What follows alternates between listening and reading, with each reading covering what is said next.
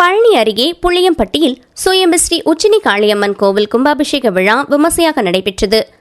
பழனி அருகே புளியம்பட்டி ஊராட்சியில் மிக பழமை வாய்ந்த சுயம்பு ஸ்ரீ உச்சி காளியம்மன் கோவில் உள்ளது. மிகவும் சக்தி வாய்ந்து புற்றிடம் கொண்ட சுயம்பு ஸ்ரீ உச்சி காளியம்மன், அரசுமர விநாயகர் மற்றும் ஸ்ரீ புது விநாயகர் மகா கும்பாபிஷேக விழா இன்று மிகவும் சீரும் சிறப்புமாக நடைபெற்றது.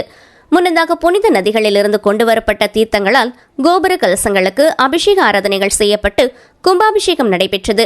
கலை நிகழ்ச்சிகள், ஆடல் பாடல்களுடன் நடைபெற்ற குடமுழக்கு விழாவில் தும்பலப்பட்டி, தொப்பம்பட்டி, மரிச்சிலம்பு உள்ளிட்ட கிராமங்களிலிருந்து ஆயிரக்கணக்கான பொதுமக்கள் கலந்து கொண்டு சிறப்பித்தனர்.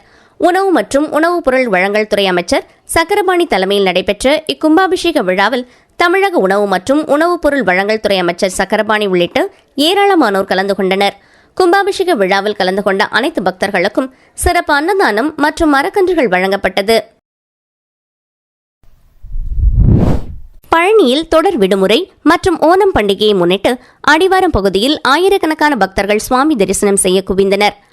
தமிழகத்தில் மிலாடி நபியை முன்னிட்டு தொடர் விடுமுறை வந்த காரணத்தால் கேரள மக்களின் முக்கிய பண்டிகையான ஓணம் பண்டிகை விடுமுறை காரணமாகவும் முகூர்த்த நாள் காரணமாகவும் பழனி கோவிலில் இன்று ஆயிரக்கணக்கான பக்தர்கள் சுவாமி தரிசனம் செய்ய குவிந்தனர்.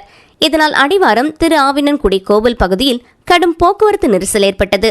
அடிவாரம் கிரி வீதியில் ரோப்கார் மற்றும் விஞ்ச் நிலையங்களில் நீண்ட வரிசையில் பக்தர்கள் கட்டணச்சீட்டு பெற காத்திருந்தனர்.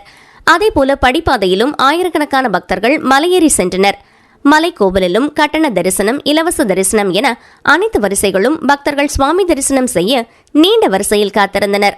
மலைக்கோவிலில் குடிநீர், சுகாதார வசதிகளும் அடிவாரத்தில் பேட்டரி கார் வசதிகளும் திருக்கோவில் நிர்வாகத்தால் செய்யப்பட்டிருந்தது. கூட்டம் காரணமாக பக்தர்கள் சுவாமி தரிசனம் செய்ய சுமார் 3 மணி நேரமானது குறிப்பிடத்தக்கது.